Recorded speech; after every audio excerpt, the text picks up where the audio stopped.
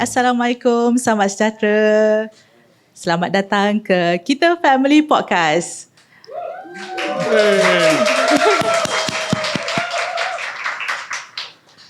Hari ini di KL PodFest 2025, kita bersama Mr. Money TV, Peter Yong. Hello. Okey. Kita Family Podcast. Di sini kami akan membincangkan perihal yang berkaitan dengan makna serta kepentingan hidup bermasyarakat, menghargai keunikan serta kepelbagaian sesama kita dan meraihkan masyarakat kita yang berbilang agama, kaum, kepercayaan, rupa dan juga keupayaan. Kita menghargai hidup secara inklusif yang mengambil kira keperluan segenap lapisan masyarakat, terutama bagi mereka yang kurang atau berkelainan upaya. So with me today at Dancing Fish, the campus Empang, we have Anit. Hai. Didi, Nori pasti cakap, kenapa tak hafal tadi? Itulah sebab bila I online daripada Kota Kinabalu, I pun baca skrip. You all je tak nampak daripada ni kan. I still baca lagi. Studio pun kita baca skrip sebenarnya. There is a way of doing it. Belakang kamera kan ada lagi pegang. So we have Anit, we have Desiree. Hi, welcome everyone. Thanks for coming. We have Mr. Money TV. And myself, Didi, flying from Kota Kinabalu.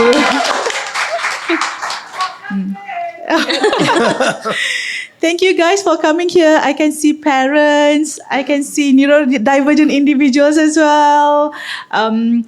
Any Kita Family followers? Yay! Wow. Yang belum lagi, please follow us on YouTube, Spotify, on TikTok, IG, and also Mr. Money TV as well. Yeah. So all this while we talk about strategies, parenting lah, kita cakap pasal being inclusive, all about OKU matters, and also for neurodivergent as well. So this time kita nak cakap tentang perkara yang we don't easily talk about it. I think it's very still tabu kan. Kita datang macam dengan di dinner table, we don't really talk about it. Don't talk about money. How much you make, how you make more money from what you already have. And kan, it's always a challenges. Yeah. It's always a special, not special in a way that special istimewa, but special means it's different, and different also means harder. Kan? Anyone feel that it's easy? So today the topic that we choose is Our topic for today is the money guide when raising neurodivergent kids. Yeah. And as we know, can I get a show of hands? How many here are parents with neurodivergent children? Any neurodivergents yourselves? Right? Anyone here who's not heard the term neurodivergent before is fine. No one is going to scold you. We just want to get an understanding. Anyone here not heard what neurodivergent is? Wow, our podcast has been doing very well, educating the public what neurodivergent is. Good job. Yes. Desiree, we're missing one question. How Yes. many of you are already followers of Mr. Money TV? Wonderful. Oh, thank you. Okay, so the rest have to be converts after this, right? Yes. So those who haven't followed Kita Family need to follow Kita Family. Those who haven't followed Peter and Mr. Money TV need to follow that. Okay? Okay, follow now. And I know some of us not families with neurodivergent, but I tell you what we're going to learn today is actually applicable to everybody. Yep. Absolutely. So let's start by setting the stage, right? So why are we talking about money? Kenapa hari ni kita nak cakap pasal duit? Sebab duit ni penting kan? Who has enough money dah tak payah dah? Tak ada kan? We all need more, we all want more, and I think like what Didi said, banyak stigma around it if we openly say, oh I want more money.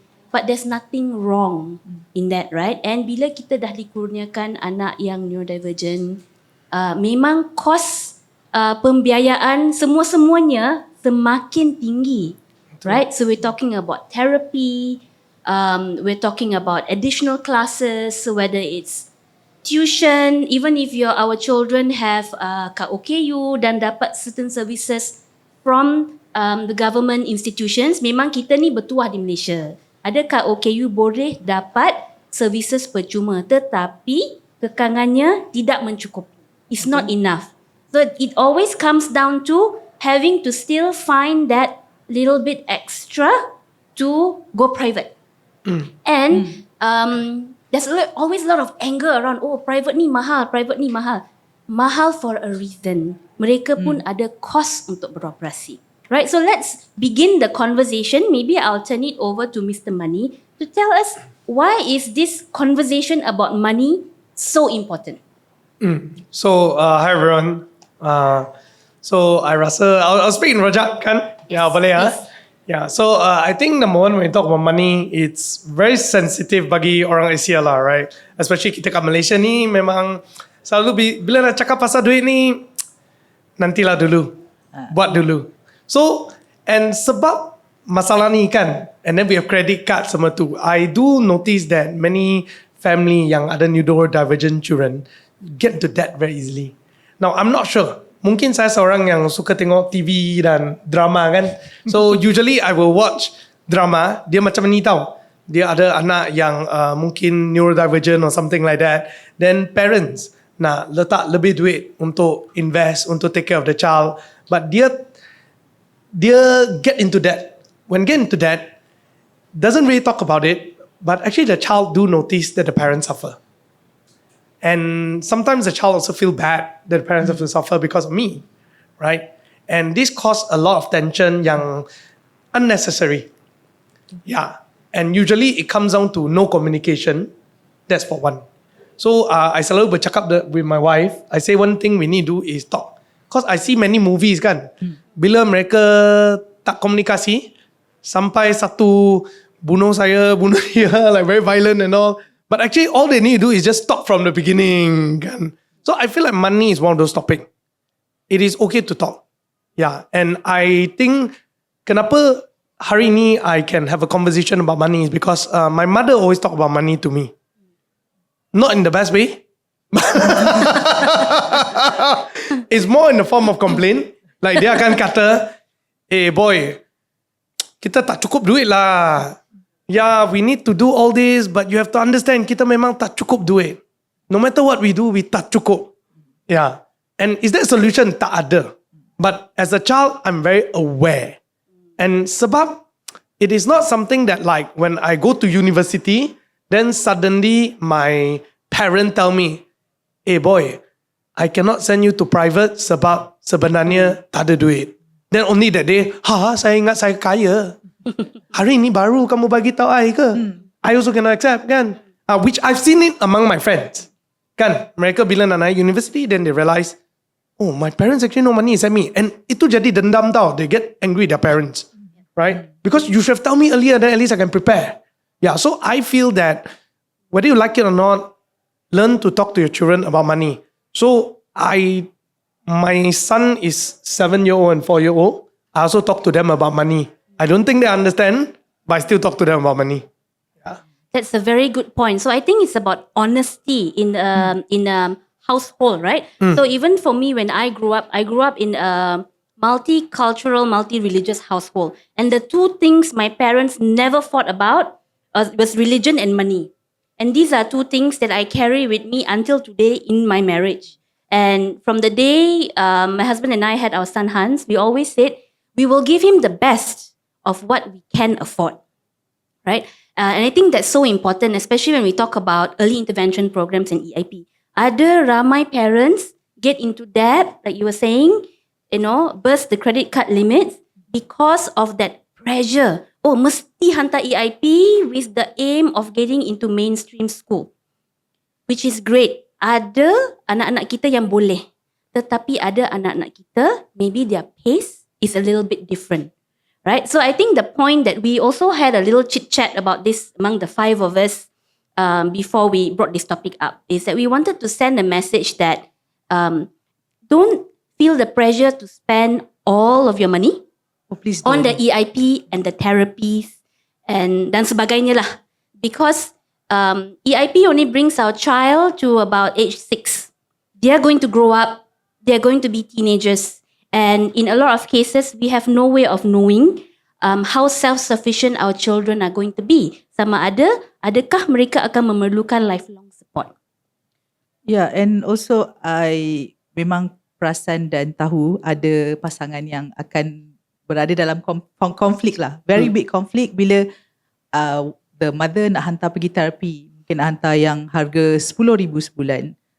But the husband maybe can afford it tapi rasa takkan nak spend that much. Why don't we try something yang a little bit cheaper, kan? So communication is very important, and also the importance of having support group so that you can learn from other experience. Because I think Malaysian, we still have the mentality that the most expensive one must be the best, kan?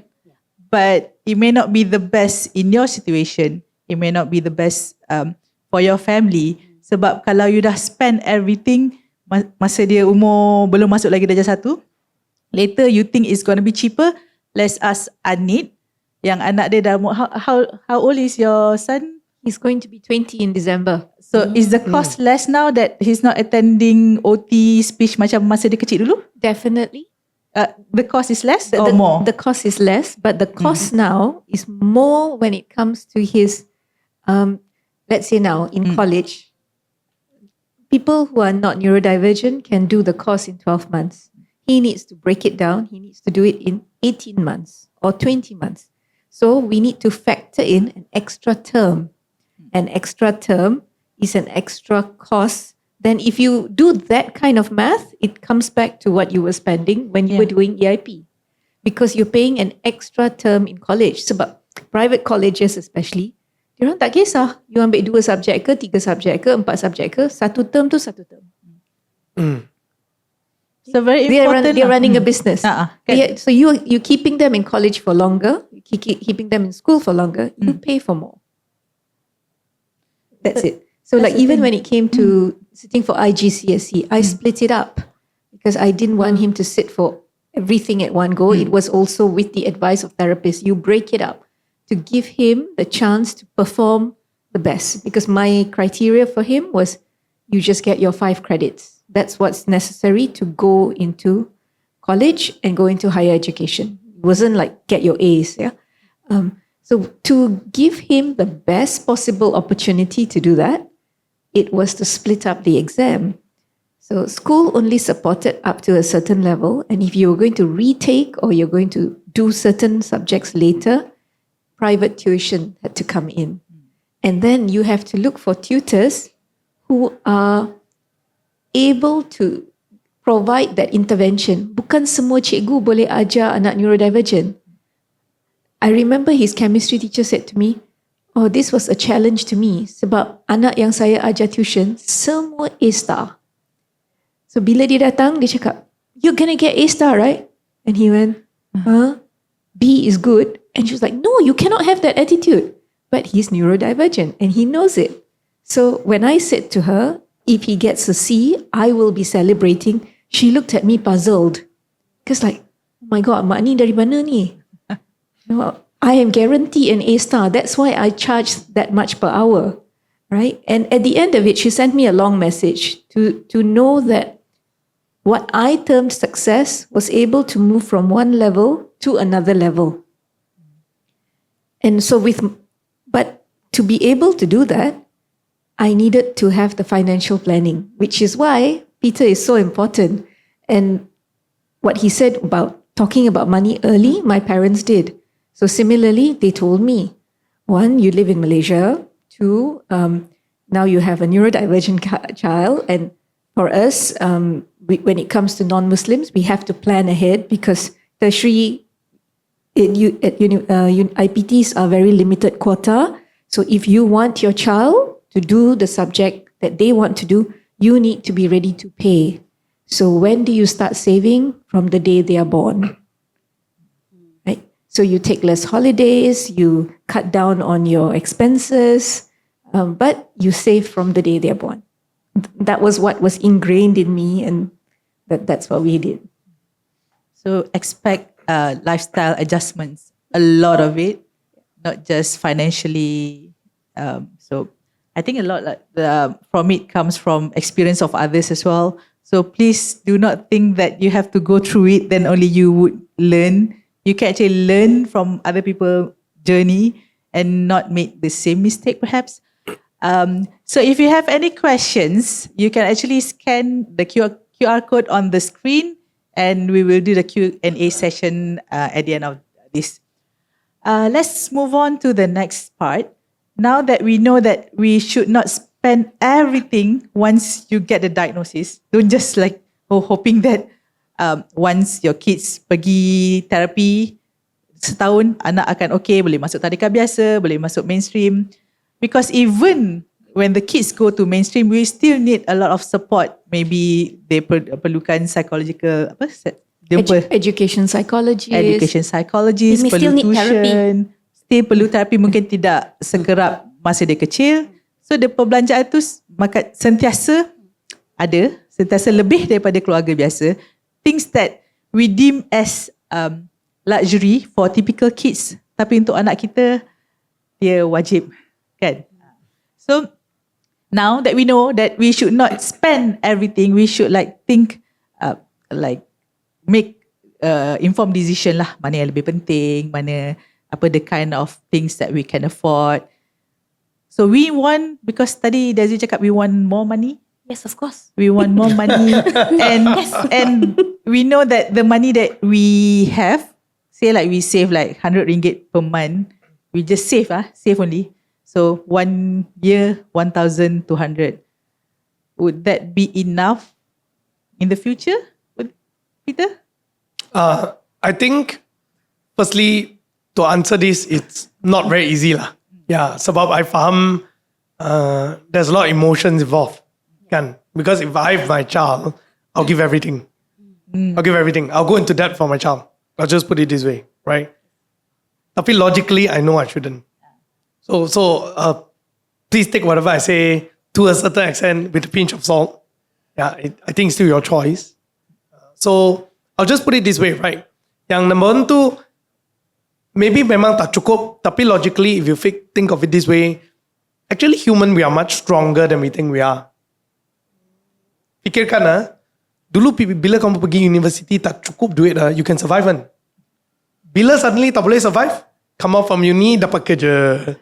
Suddenly RM1,000 pun tak cukup. Dulu RM500 boleh survive. Kenapa? Because expectation. So just now we talk about one thing, lifestyle, right? So I always think that saving tu sebenarnya, dia masalah tu bukan berapa kamu ada, tapi masalah ni adalah habit. Ini adalah habit. It's okay even if it's just RM10. RM10 1 year, RM120. The key is habit. Because in my whole journey, I've seen a lot of people, bila mereka ada duit tu, dia tak ada habit. So apa berlaku? They still spend everything. If you don't think you can set aside RM100 sebulan, I can guarantee you, tomorrow, suddenly you dapat an amount 100,000, within 1 year, it'll be gone. Because masalahnya bukan berapa duit. It's you tak ada habit. So I think more important than how much this RM1,000 is going to be is not the main question. The main question is, do you have the muscle to save? Dia macam exercise, kan? Now, so there's a first part of it. The next thing is this. Malaysia, actually, we are quite blessed. Kita ada EPF. Betul. And EPF allow you to access some money for medical. And I think for parents here, definitely medical will be the only reason that you should touch the money, in my opinion. So I would say that maybe by just contributing an extra RM100 untuk anak kamu kat dalam EPF tu could be a very good strategy. Why? Number one, the return is about 5% to 6%, lebih kurang tu, and minimally 2.5%. Next thing, dia capital guarantee. And the last thing is this. The biggest problem later yang kamu akan face tu adalah temptation untuk keluarkan duit. Now, a few days back, in my community, my friends, saya jumpa satu boy, dia neurodivergent, alright? Dia ada satu masalah, dia tak ada duit. Kenapa tak ada duit? Sebab bila dia sekarang 20 lebih, dia kerja dengan satu kawan dia yang bukan neurodivergent tu, dia tipu duit dia. Dia bagi tahu dia, I akan jaga duit kamu, Why not every month you just give it to me? Then we save enough, nanti kita buka restaurant bersama. So the person believe him. And he gave him the money. Now, the truth is, as a parent, you must remember, it's very hard for you to prevent. And just like me, bila anak saya grow up, I must let him jatuh. So what we can best do? Create an environment yang bila dia make decision sendiri untuk jatuh pun, tak jatuh sampai mana. So imagine, from today, if you are going to save for your child for his future, assuming half he can take care of himself, half is you are going to help him. Tapi you letak dalam EPF, berapa dia boleh keluarkan? 10%. Kalau kawan dia tipu dia pun, 10% je. Right? At least he's protected. The remaining will only come out when he reach 55. Yeah. By then, hopefully he's a little bit more wiser, a little bit more smarter. But at least he's taken care of when you're no more around. Now, definitely, these are some very simple hacks that you boleh guna sekarang. Tapi masalahnya sampai adalah in the next 20 years at times. So I have to say this one thing. As a parent with neurodivergent child, you have only two ways to solve this. Either you ada income yang sangat kuat. Cannot avoid. So like the other day, I dalam Grab, I cakap dengan, bual dengan the Grab driver. I can see he's very hardworking. He told me he need to take care of his house, so he drive Grab less now, so he earn less. But I told him this one thing. You langsung tak ada backup saving. Tomorrow, if your anak need to use 200 ringgit, you're gonna guna credit card debt. And then this will accumulate. I say, whether you like it or not, you are not in that situation, that's good. So you have to make sure you drive another 2 hours of Grab a day. So I told him this one thing. I say, look, maybe you tell your child that this is a game that you play, see how much you can earn extra every 2 hours, then you come back and talk to him lah. Like that, you also incorporate money in your conversation. And anak kamu pun, they feel a part of this journey bersama-sama. Kan? Yeah. Now again, take what I say with a pinch of salt. I can say it as a child point of view because that's what I see in my parents. But on the other hand, adalah, you have to learn how to invest. As a parent, you cannot say, it's okay, I'll just go with the flow. Sebab your situation is also different. You have to. So even if you don't like to learn about money, you have to. Even though you say, I don't like to look at the stock market, you have to. Because that's how it is. Because by having a neurodivergent child, you likely need to spend more time with the person. It means your money need to work harder. But the good news, let me tell you, is this. If you spend your first year being to study about it, your second year gets easier. Your third year gets easier. This is something I tell my team because my team makes content for us, right? Mereka bukan financial expert, so we have to train them. So we always tell them this.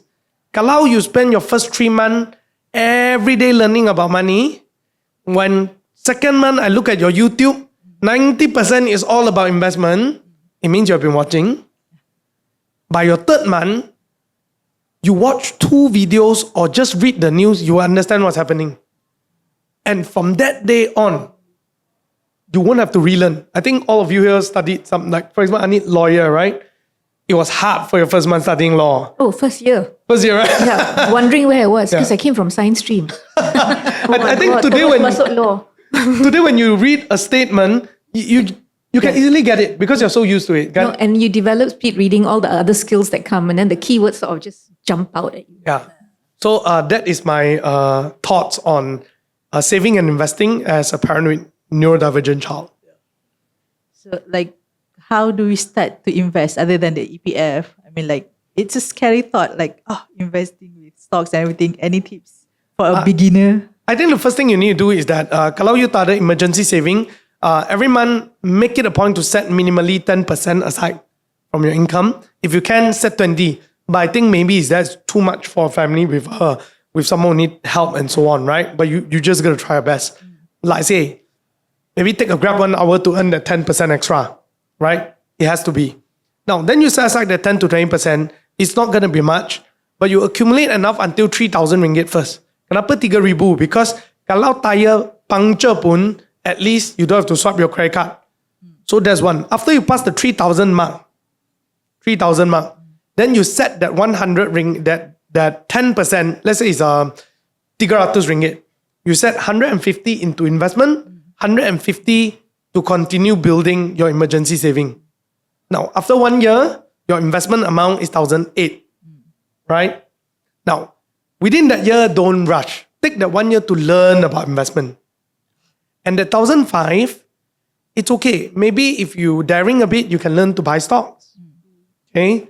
You may lose money, but losing 500 ringgit is way better than one day you have 100,000, you simply buy it and you lose 100,000. Yeah, that's the point. Now, by your third year, fourth year, chances are your income will increase. That number will go up.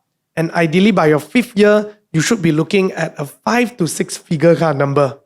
Yeah. So that depends. However, this is all estimation.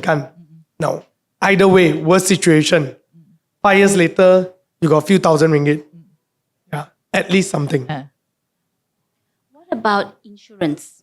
Those investment-linked policies where it's sold as a savings plan. Yeah, or mutual funds. Because ramai kan financial services providers that come to you and say, hey, invest in this. Then they bagi chart, kata every month masuk sikit, and after a while the money grows for you. I rasa ada dua benda ni. Number one, we talk about insurance. I think everyone, if you are planning on getting pregnant, you should buy during pregnancy. At least you are guaranteed to have something by the time the child is born. So you won't come to a situation where nanti kena rejected pula. Kan? Number two, insurance saving plan. I think if you're a young family and you have a 20 years to look, you tengok 20 tahun punya horizon, I think it will not work hard enough for you.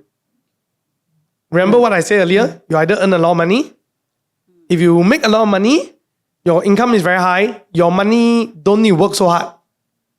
Yeah. But if your income is not very high, you need your money to work harder. Right? And put it this way, kalau EPF is already giving you 6%, and that's lazy money tau. Means you tutup mata, letak je. Okay, put it this way lah, you tak suka EPF pun lah. You letak dalam ASB lah. ASB pun ada 4 lebih persen. So that is the minimum benchmark. Minimum. Why I don't encourage ASB, let me just share with you why. Not say I don't encourage. It's because not many people have the discipline. Every time near any celebration, ASB record a deep one. So I think the biggest enemy for money is ourselves. Betul. Lepas 1 tahun, susah lah. Tak apalah pergi satu holiday trip. Yeah. So that's the problem. Now, I think, like I say about insurance investment, I don't think it's working hard enough for you, especially if you're looking at 20 years. That's number one. When it comes to unit trust, I think be very careful in how you choose a unit trust. Sebab ada beberapa ratus fund kat luar.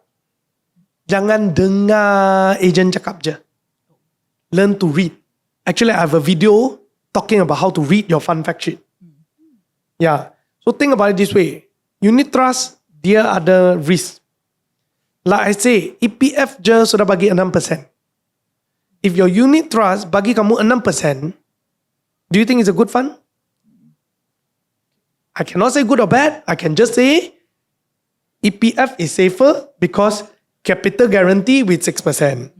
But a unit trust not capital guarantee, maksudnya dia boleh negatif, tapi bagi kamu return yang sama. So what's the point? So you need to get higher than that. Maybe 8%, 10%. So you need to make sure, has the fund been performing 8% and above over the last 5 years?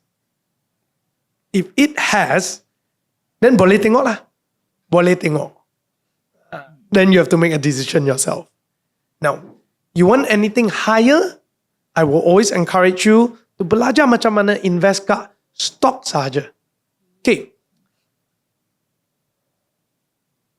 there's one thing. If you're if you're boomy status, IPO is a very good place because there's special quota for boomy for IPO, and IPO usually got good chance of it going up within the first few days.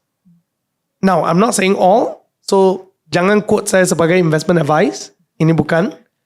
But what am I saying is that there are tools that are very readily available yang korang boleh guna.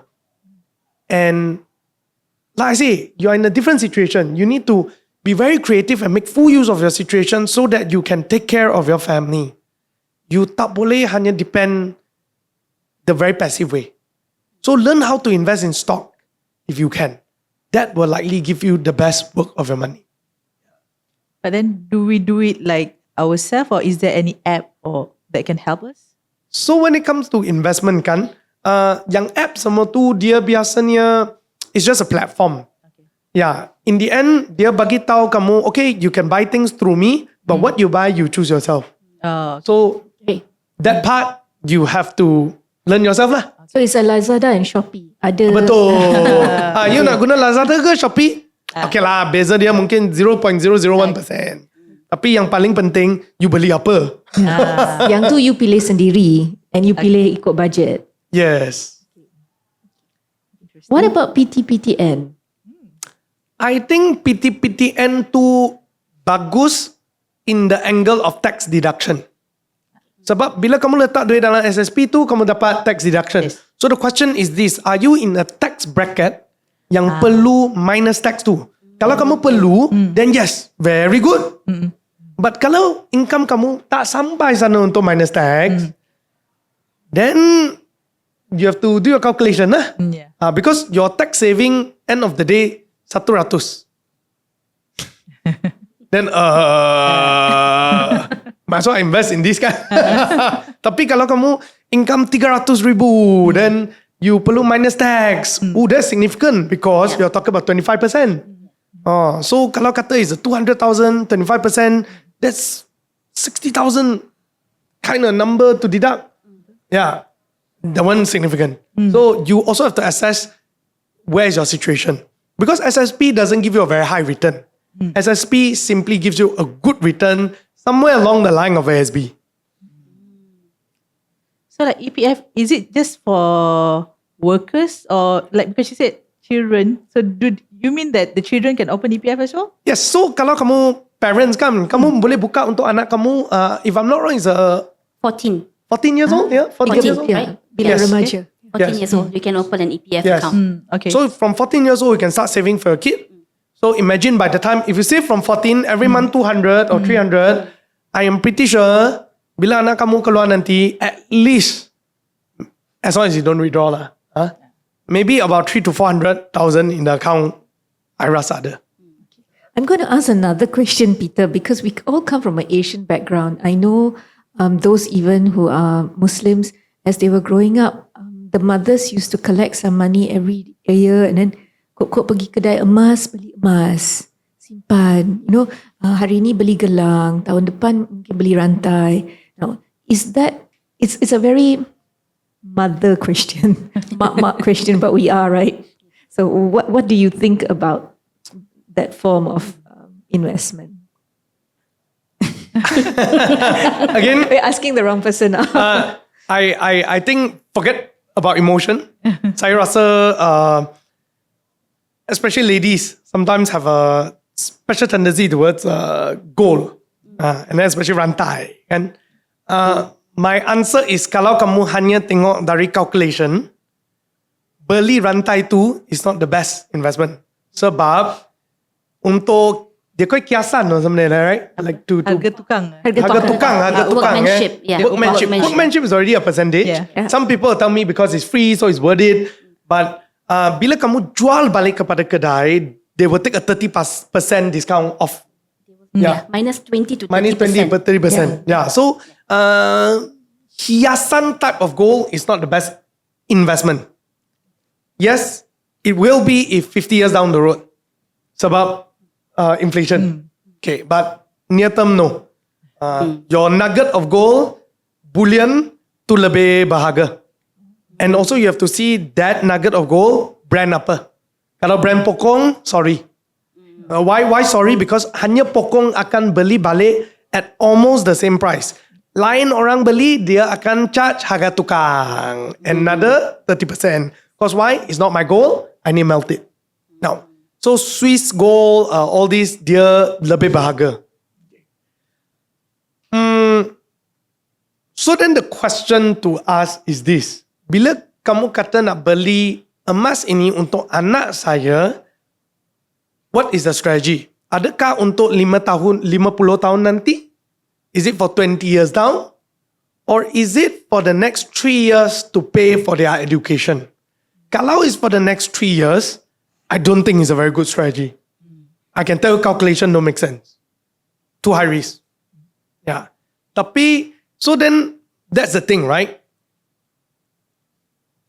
What do you want out of it? Kalau kamu nak, dalam masa 3 tahun, dia ada income setiap bulan untuk subsidize, say, speech therapy. Let me tell you what, you beli dividend stock pun lebih baik. Sebab kalau kita katakan certain banks dividend can reach up to 5 to 8%. Kalau you accumulated about 50,000 or 100,000, easy calculation, 1 year, 6 to 7,000 ringgit. 6 to 7,000 ringgit, I think dia boleh subsidize speech therapy. Betul? Betul. Right? So, and at the end of the day, you won't finish it, it's still a fund there for you to take care. Right? So these are some of the things that you have to align with your goal. That's why I say as a parent, you cannot say, ayah, duit ni bukan benda yang saya suka, boring lah. I think, I'll be very honest, that is your responsibility as a parent. That's your responsibility as a human being. So dia ada satu pepatah, right? That in the investment world, kita suka kata, you can be born rich. It's not, you can be born poor, that's not your fault. Itu bukan salah kamu kalau kamu dilahirkan di keluarga yang miskin. Tapi itu salah kamu if you mati miskin. Now, mati miskin. It's not, itu salah kamu kalau kamu tak mati kaya. No one say kaya. But at least shouldn't be miskin. But yes, I do acknowledge ada juga benda yang berlaku that can cause kemiskinan later. But generally, I think we have at least the ability to move from the low income to a middle income. Yeah. And that will be your responsibility. So before we go to the next part, which is tak mahu mati miskin, I would like Anit to share. Ada hari tu you share anecdotes. Someone said something when you told them that your son ada diagnosis about education. Can you share?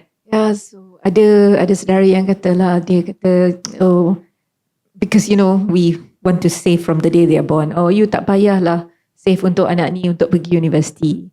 At least you ada that spare cash, you know. Sebab semakin ramai anak, semakin ramai semakin banyak pengorbanan yang kami patut buat untuk improve our saving. So dia cakap lah, oh you tak payah save untuk anak ni. But I have to put this out in the open. Just because your child is neurodivergent doesn't mean you don't save for them. We have many examples of children who grow up to be very useful members in the workforce. Right? Tetapi kalau anak typical tu, mungkin you tak payah subsidize sangat. Dulu, I tahu, my parents juga kata, oh, my responsibility is only up till university. After that, you're on your own. Because it was guaranteed you could get a job with a decent income, that you would probably be able to get a car loan to buy a kancil or a Myvi. Sekarang ni starting pay dia tak sebanyak, tak meningkat daripada 20 tahun dulu. So kalau nak dapatkan on a starting pay of 2,500, 3,000 per month maybe, nak dapatkan financial stability untuk dapatkan car loan for even typical kids, it's not so easy kan, Mr. Mani? Yeah. So Peter, what would you what would you strategize as parents? Would we now need to think that we need to actually put a down payment for our child to get a motorbike or a car? Is that what we should be thinking as parents? Because dulu it's like, oh, dah habis university, you're on your own. Sebab the climate was such, boleh. I don't know, banyak kawan I yang not neurodivergent pun parents pay for their down payment. So, But I tak ada lah. So I think it depends on your family whether are you affordable or not. But bagi I'm a big believer of let my kids suffer. Okay. Now, if you're having a neurodivergent child, it could be a different story, right? But I don't think if your neurodivergent child is totally emotional devoidant. Maksudnya, kan, dia pun ada emosi sebagai human. Kalau kamu bagi dia selalu depend, he's also gonna always depend. Right? Maybe I watched too much of a movie. Like say, the last clip that I watched was Ray Charles. You tahu Ray Charles? Dia buta kan? So then he kicked something and he fell down. Then the mother crying, want to help him, but she decided not to help him. Then in the end he stood up. Then he walked around himself. He touched the hot kettle. Then the mother was crying. Then in the end he said, "Mommy, I hear you are there." Then she cried. And I think sometimes sebagai parent, and I'm very aware of that, sebagai parent, maybe the greatest gift we can give our children is the gift of independence. That's the greatest gift. So it is not for them to continue dependent on us. But the sad truth is, making your kid dependent sometimes involving them falling down. But it's also the hardest thing for a parent to see. I'll give you a good example. Hari itu saya pergi camp. Anak saya lari down slope. They roll down. Then the parents in front, other people. Then me and my wife look at each other from far. We must say slowly walk. And then we say, Samuel, just get up. It's okay. Then orang nak tolong dia. They say, please don't help. He get up himself. And I went there, I high-five him. I say, well done, you jatuh. Sekarang, you grown up. You should be happy with that scar. Got blood lah. You should be happy with that scar because when it heals, it's a sign of your strength. Saya suka motivate anak saya macam ni. A bit extreme. Yeah, I know not every parent can. But that's my style. Now, I think there's different ways that you can do that to your child. But yes, it is always good to have option. So like I told my wife, I will have enough money to make sure I can send them to university if he wants. If he can get Cambridge, kalau saya perlu bayar, I hope I have that ability to send. But will I feel bad if I don't? No. If he asks me to give him money to go, I would say apply for scholarship yourself. I will even suggest him to take PT, PTN or take loan. The only reason I'll pay for him is after he take all that, when he come back, he really suffer, really cannot, I help him to pay a bit. Kenapa? Like I say, the gift of independence. The truth is, money tu dia sangat unique tau. I think it's just like love as a parent. We cannot learn how to love as a parent through textbook. Dulu bila bapa dan mak saya selalu bagi tahu saya, nanti satu hari kamu jadi ibu bapa, kamu akan faham perasaan saya sekarang. Sekarang dah faham lah. Saya tak faham sampai anak saya keluar, then saya faham. Sekarang dah insaf Ya, tak Betul insaf. kan? It's same thing money. You takkan appreciate the value of $1 until you learn the value of $1. And again, I fully believe it is a parent's responsibility to do that. Yeah. So I will say this. Kalau kamu rasa you cannot pay, don't feel bad. You should be happy. Because you just gave him an opportunity to be independent. But if you can, save that money up. Hopefully he don't need that. They use for your own retirement. Betul. No, I have to say this also because I see neurodivergent children yang dah pergi therapy nak fit into mainstream. They already have a little bit of gift of resilience because they have to work harder to get where others cepat sampai. Okay. So if they can do that when it comes to basic life skills. I think they are, if you give them some financial advice and give them that financial education like Peter spoke about, they will be able to take it a little bit better. The only thing we all worry about is the fear of being scammed, because orang biasa pun kena scam, and the fear of them trusting too easily. Yeah. So That's we'll- another conversation. Yes. So we'll move on to the next session because we're going to run out of time and we want to take questions. Yeah. What about planning for the future? What is a trust fund important? Yeah, I think it's very important, especially I think for Bumi, for Muslim families, lagi important because you have a Sharia, a Faride law. Right. And I think the Faride law, you have to make an assumption that everyone is very kind.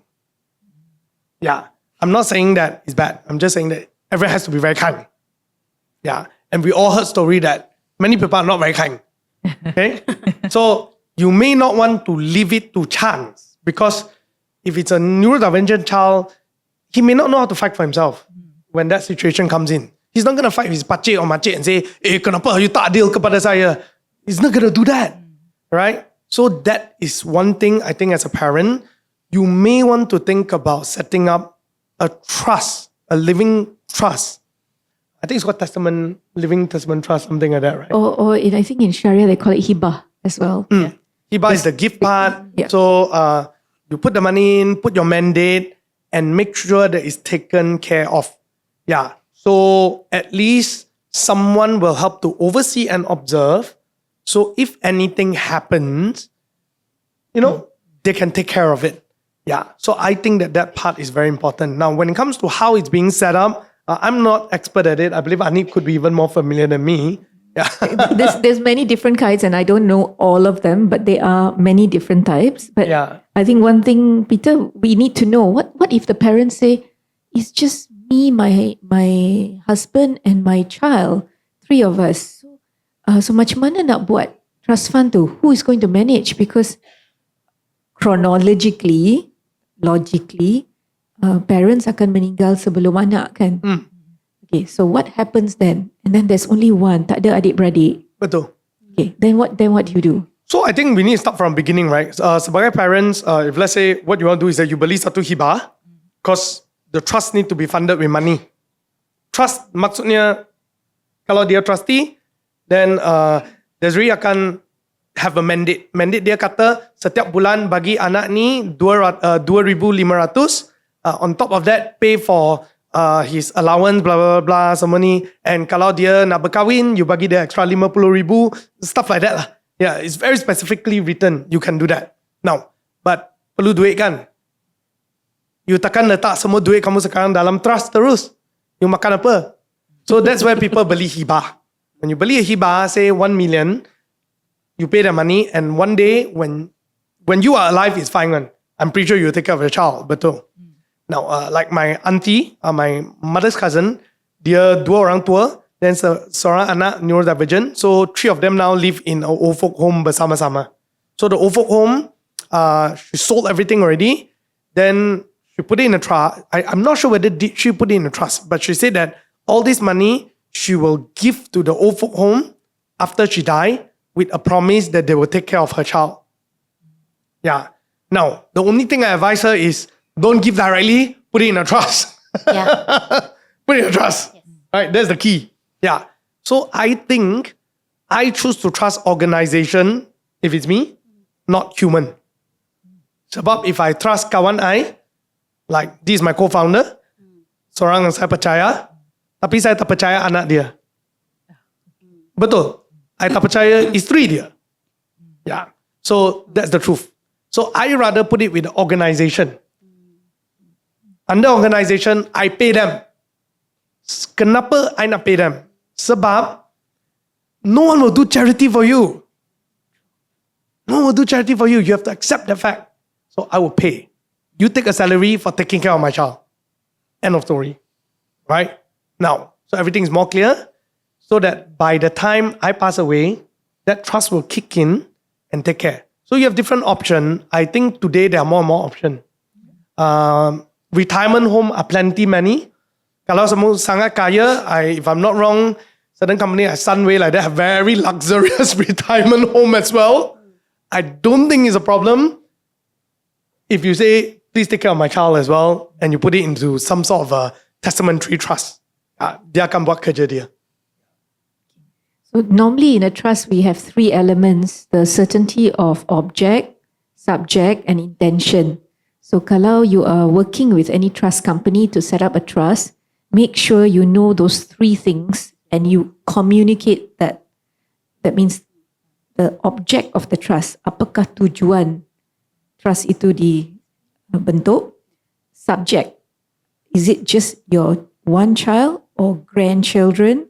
Or, you have to think further, because I know with non-Muslims, when they come and do wills, as young people as well, I tell them, okay, so you want to leave to your wife, but what if you and your wife die together? Half of them go, choy. And I'm like, no. You have to think, right? You can be in a car accident and a family of 5 perish altogether. Then what happens? So that's why you have to look at the subject, okay, and leave some succession. And finally, the intention of the trust. Apakah tujuan trust dibentuk? Okay, because if it is very vague, then semua kena pergi mahkamah lah, pergi interpret apakah tujuan ini. Adakah seseorang yang inginkan duit itu yang mungkin nak challenge boleh berjaya. So you don't want to create that. You have to be very, very clear in your head when you're planning. So do we have time for questions? Yes, I think we do. We have about 15 minutes more. Firstly, I want to say thank you for all your questions. I also noticed some of the questions are not related to today's topic, but it's okay. We welcome them sebab anda telah memberi kami idea untuk topik-topik yang akan datang. So please follow, like, share, subscribe all our platforms. I think we will prioritize questions for Peter today. I will read out. Prioritize some question for you guys because they come here for you. We can answer after the session. Yes, we can answer. You are our guest today, we will prioritize questions to Mr. Money. We will read 1 or 2 from the Slido, and we will also, if we have time, we maybe take 1 or 2 for those of you who are brave enough to ask your questions. Okay, so the first one here is they're all anonymous. First one I'm going to take is, it says here for Peter, so I'm going to read it out. I have a principle about investing, which is when it comes to investing, only put in money you're okay with losing 100%. What is your opinion on that? I think that's the general rule of thumb, right? But again, here's the thing. Depending on what situation you are in, investing is not too different from doing business. Orang yang jadi kaya sebab dia berniaga. So, if you want to make money, you need to take risks. If your statement is, I'm not willing to take any risks, then you shouldn't invest. That is true. But money is not going to grow out of thin air. Then don't complain that your money is not growing. I can tell you, that's life. Unfortunately, the world is not fair. It's just not fair. That's how it is. I always tell my friend this, kalau kamu tak nak invest, you don't want to take risks, it's okay one. Just don't complain. Don't after that complain. I don't want to invest, I don't want to work harder. Then where do you expect money come from? So work-life balance. Yeah. So I would say that it's your choice because ultimately it's about solving a problem. If you do not want to invest, then you just make more money by investing more in your career or investing more in your business. Yeah. So either way is fine. Okay. Next one. Also anonymous. Bought 10 different stocks in 2022 and just left it there. Today, the portfolio shows 125% profit. This method of investing, how to tell if the percentage is good or not? 1 year, 125%. From 2022 until now. 3 years. 3 years, 125%. Good very good Well done. So please share with us your tips. Whoever anonymous is, please tell us where you invested. Kita pun nak invest. No, and which stocks you invested? Yeah, maybe you should put it inside. Yeah. I invested in this. Boleh je anonymous, no worries, that one. Okay, let's take some questions from the floor. Anybody has any questions, please, raise your hand, introduce yourself, ask your questions related to finances and money. Yeah, maybe can I just add in one more thing? Regarding risk, right? I just want to say this.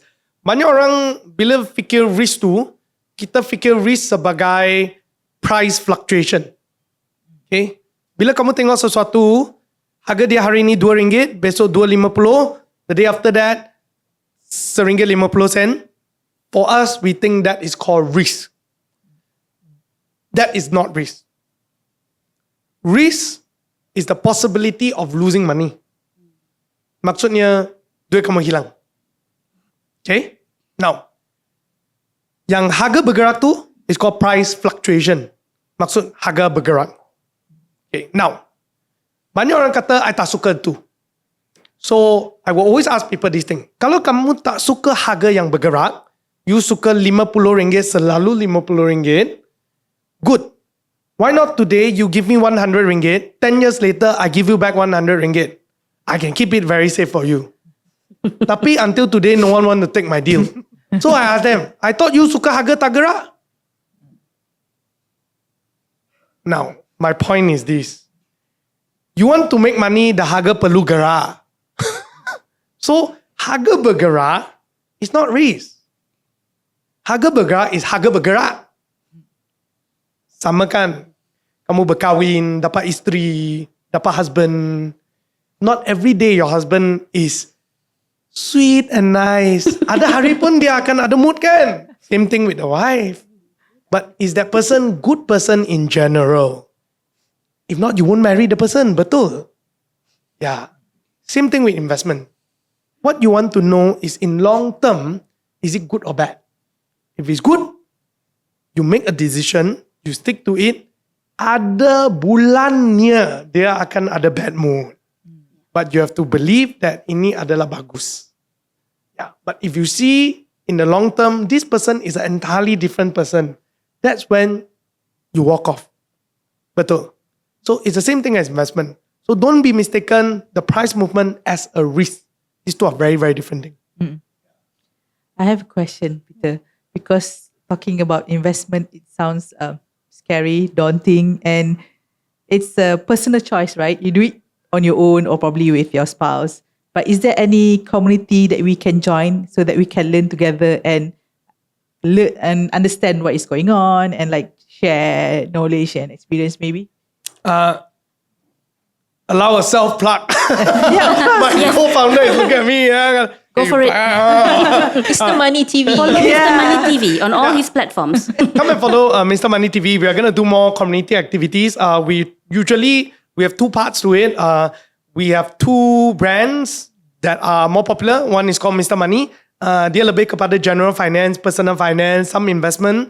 But we also have another show called the FAQ show that is much more towards investment.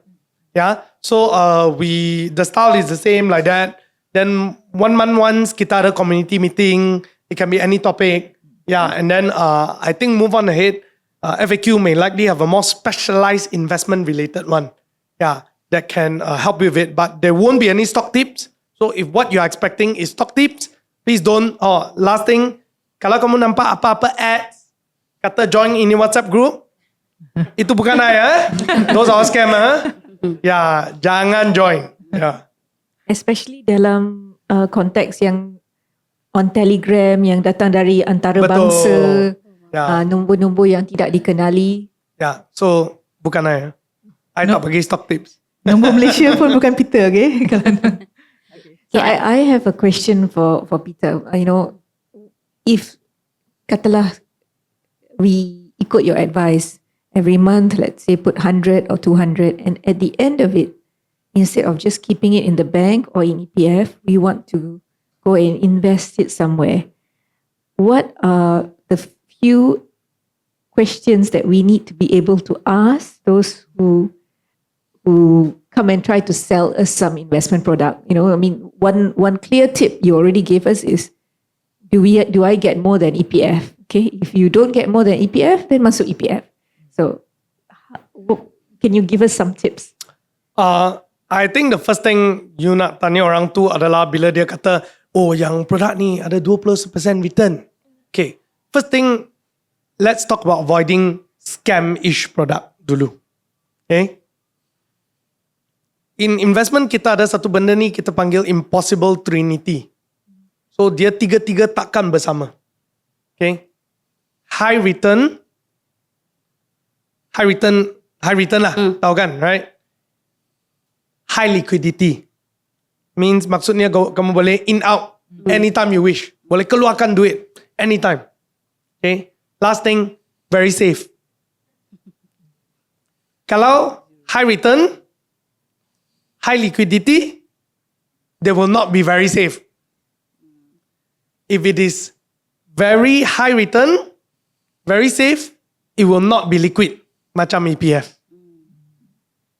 If it is high return, and then you make a combination lah. Basically, hanya boleh dua. Anything more than that, 99% scam. Okay? Yeah. Now, so what is high?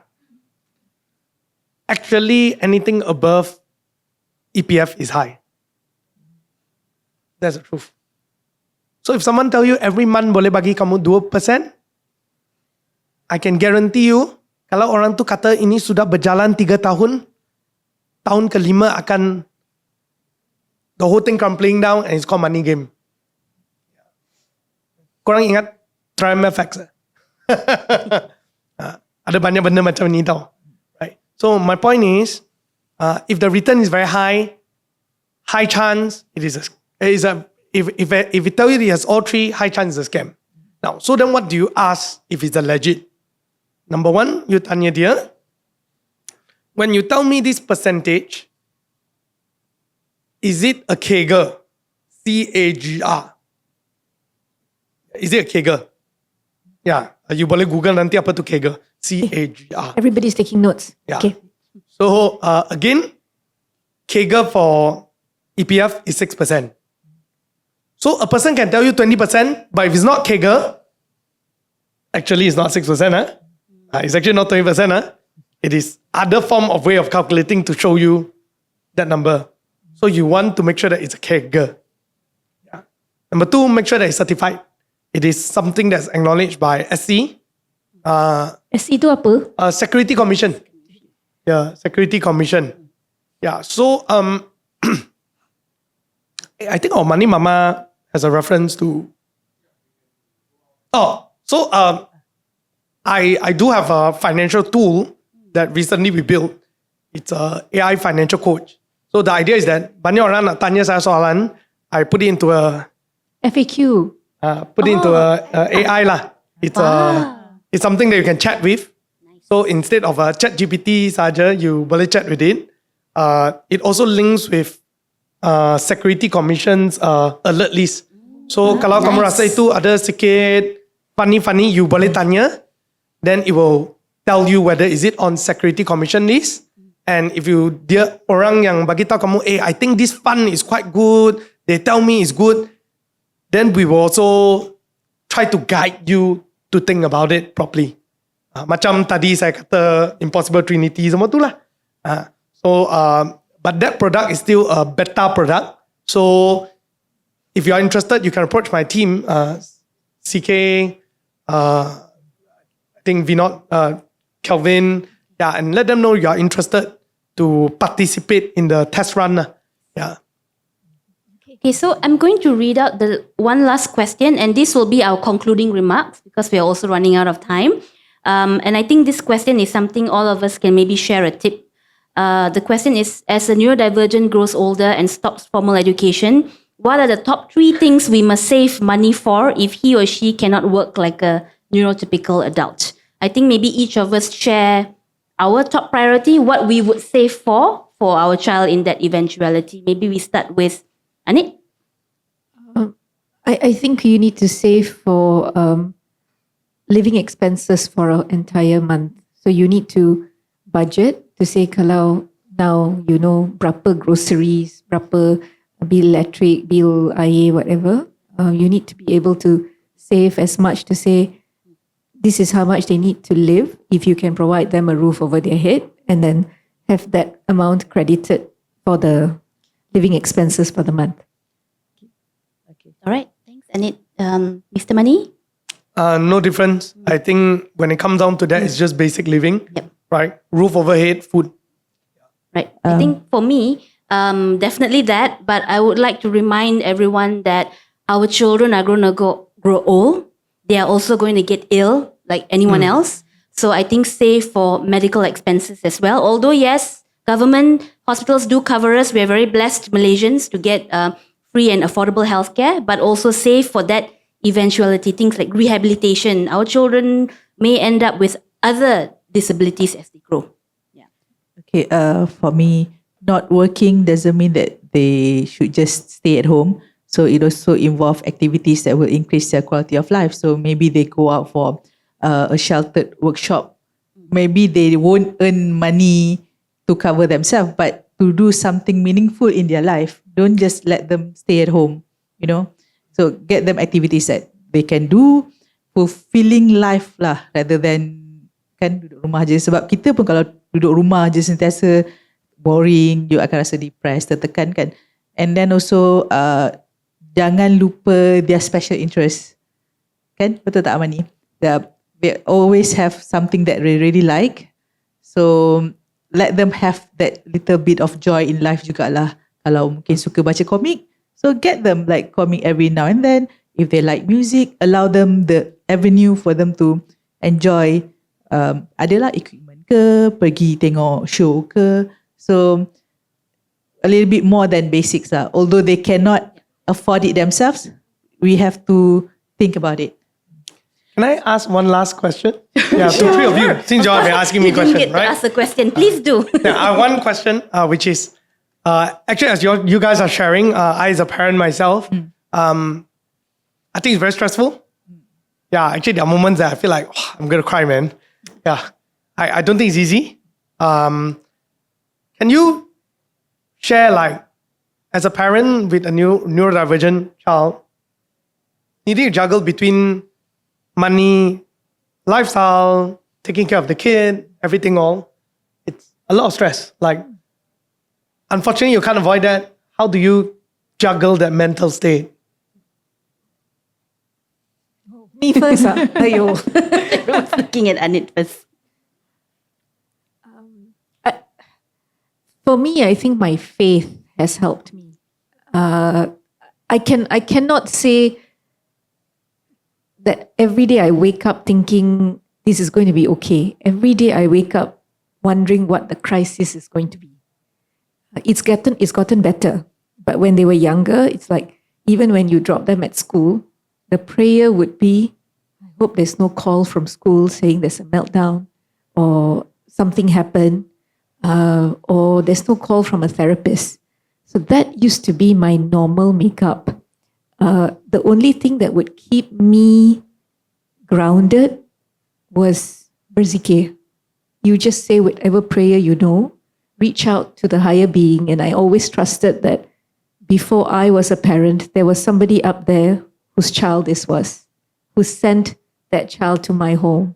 So I'm a caregiver. And I think the minute I had that, the faith got me stronger and my reactions were less. Because otherwise, when you get a call, you yourself can melt down. And what Didi said just now, find a little bit of time to do what you as an individual parent enjoy doing.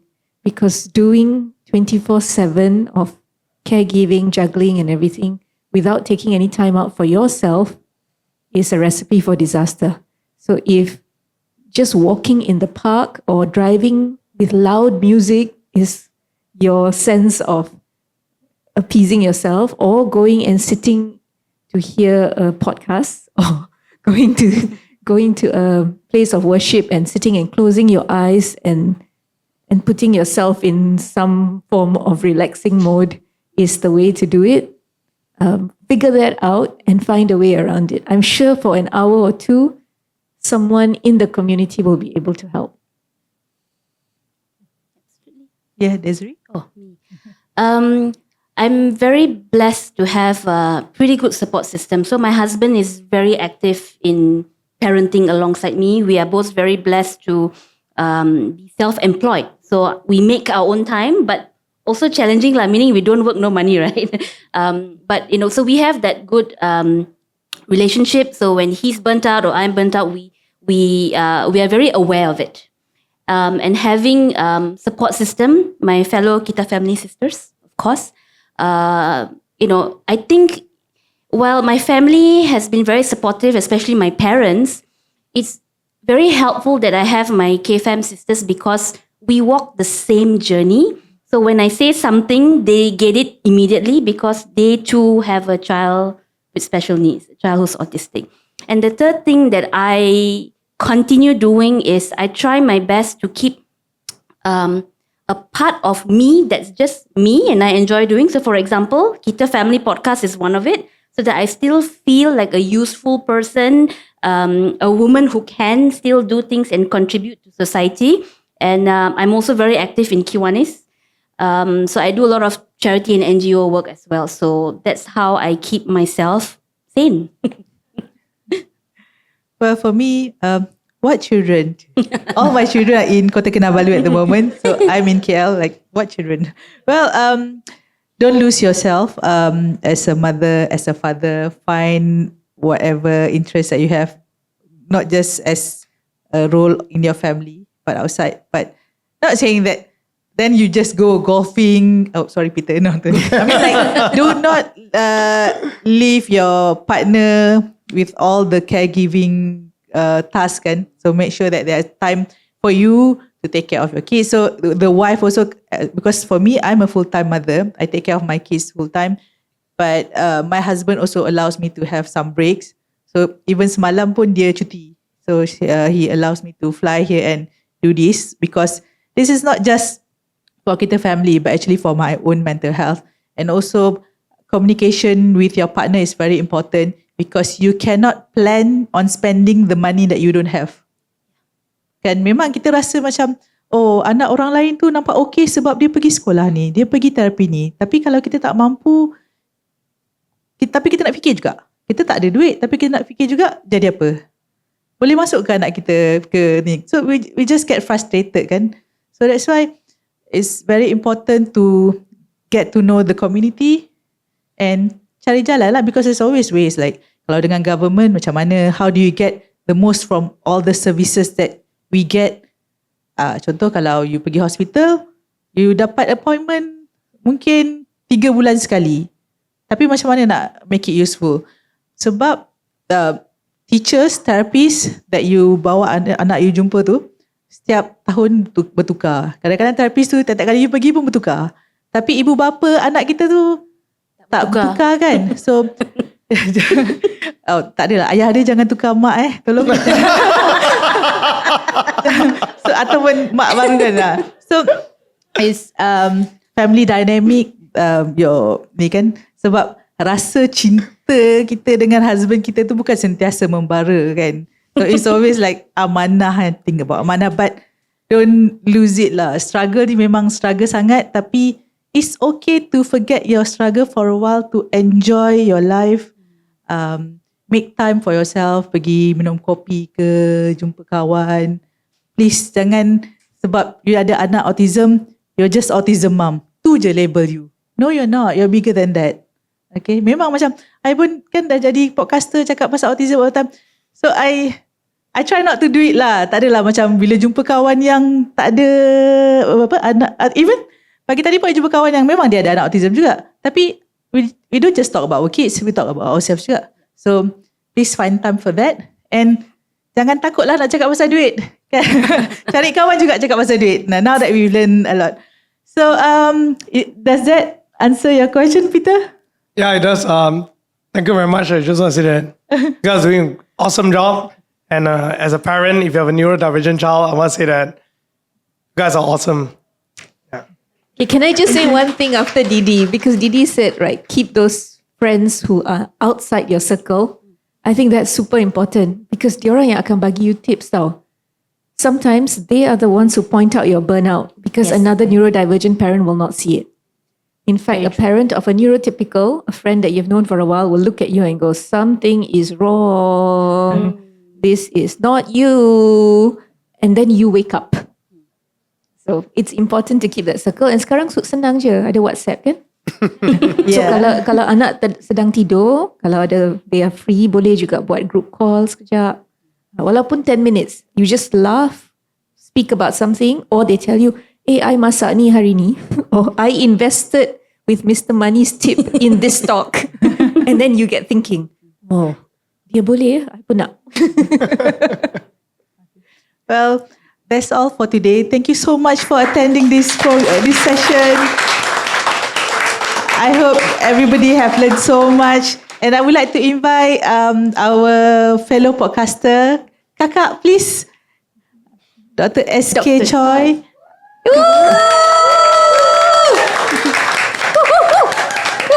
To present a token from Kita Family to Peter.